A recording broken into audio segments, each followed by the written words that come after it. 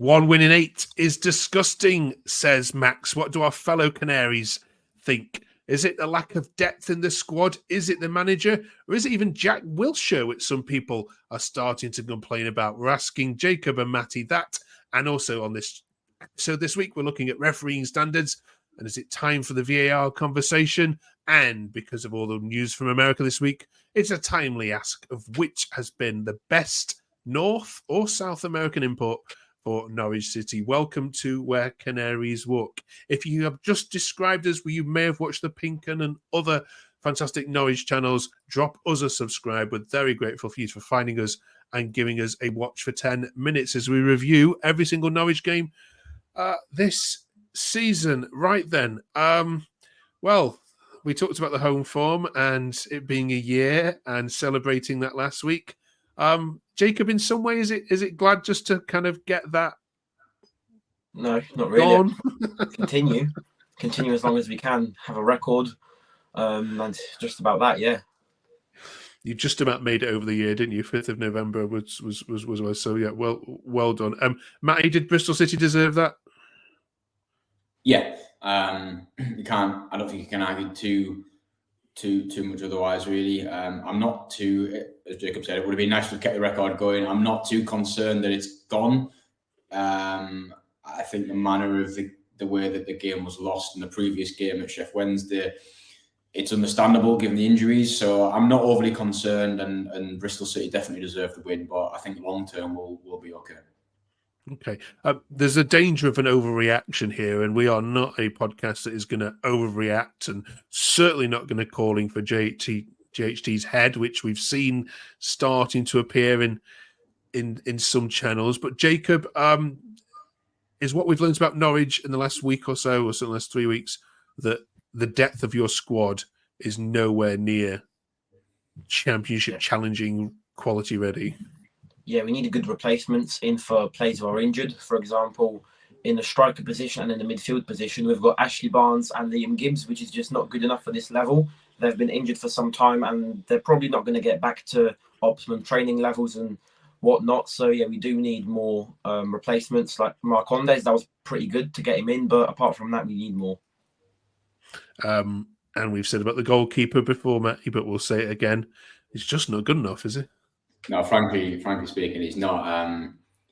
I still think we would have lost against Sheffield Wednesday with gun and goal. We probably would have lost yesterday against Bristol City with gun and goal. But he has cost us goals and, dare I say, points over the sort of the last 5 or 6 games. He's just not a good enough backup keeper to have in. So I know it's chalk and cheese and it's different leagues and different clubs, but you look at the type of player the type of goalkeeper that Liverpool were able to bring in when Alisson was injured last season and have done the same this season with having Callaghan on the bench. Like that's a good backup keeper in terms of the class between the two, the number one and the second choice. Alisson's top choice, and I appreciate it, but to have someone who's very, very capable of stepping in to his shoes or his gloves is what you need, and we haven't got that. George Long, I'm not too sure how he's a professional goalkeeper, never mind a championship level goalkeeper, to be honest. Okay. Let's have a look at some social media takes. This was in response to some people blaming JHT. Can you blame JHT for Doyle not closing Wells down for the second goal? Doyle drops off and allows the strike. I think that JHT is the right choice, but we need an injection of pace for sure in the transfer window. Simic doesn't do it for me. All right, let's jump through those points. First of all, Jacob, does Simic do it for you? I feel like I'm asking that every week at the moment. Cernak, well, he's not showed enough at this level just yet. I think maybe next season he'll break through just like Sargent did, but he's clearly not out where he should be for the money we paid. Definitely not. And what about Doyle, Matt? I mean, we've raved about him on here many times, but is he starting to show his weaknesses? He is. I'm a big fan of what I've seen so far, but over the last month or so, he has dropped off a level. And I think that's coincided with him playing more at left back, to be honest. I don't think he's quite got the mobility or the agility to play, especially sort of, that modern fullback position. So when there was an interesting change yesterday where Hoff Thorup took Cordoba off and put Doyle in at left centre back, and as soon as he was on the ball, he looked more composed. He looked better, and I think he is more suited to that left centre back position than at left back. So neither Hoff Thorup or Doyle can be without criticism, but you've got to remember that they're both in their respective positions, young, fairly inexperienced, and they're going to make mistakes from time to time. So, as you said, Mark, rightly so, let's not overreact too much. Okay, one more weird person, or not weird person, but weird accusation coming out from social media was Jack Wilshere. Sid saying, "Who the hell picked Wilshere? He's a complete amateur." Okay, my memories of Jack Wilshere of being a very, very average Premier League footballer, maybe had a good season. The Arsenal link to your club has been well documented on here, Jacob. People are kind of blaming him for this downturn in results. Is he just an easy scapegoat?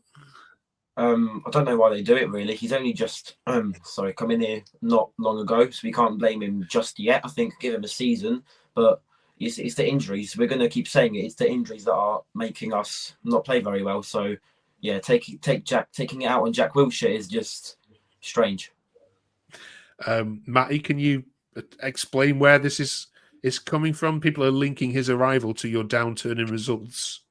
Fickle football fans is what it is, Mark. People are just desperate to blame someone, and as Jacob says, it's the injuries. It's when any team, I've said this to a couple of different people, any team across any level would struggle without 6 first-team players. And that's across the spine of the team. Your number one keeper, your two best centre mids, one of which is your captain, your number 9 who scored however many goals last season. It's nothing to do with Wilshere. Wilshere was, I thought, a very good footballer. He represented England. He was very, very highly thought of as Arsenal. I think he was under 18s or 21s coach. It's just stupid. People that are blaming him are just living on another planet, as far as I'm concerned. Okay.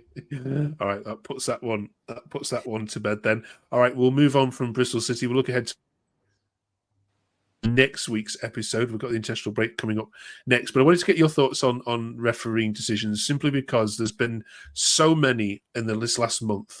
Not just bad calls, but absolutely mind-blowing decisions made in games, to the point where now I think nearly every club can put forward a case for having been screwed out of at least these 3 points, if not more, Norwich included, of course. Jacob, is it time to have a discussion about VAR, because it's gonna cost managers jobs. It could cost teams positions in the league and possibly even promotion and relegation spots, because the refereeing seems to have gone down. Yeah, it's a very difficult one, because VAR is there to obviously show what's actually happened in a different perspective, but it's not working in the Prem sometimes. We've seen lots of decisions go against Ipswich.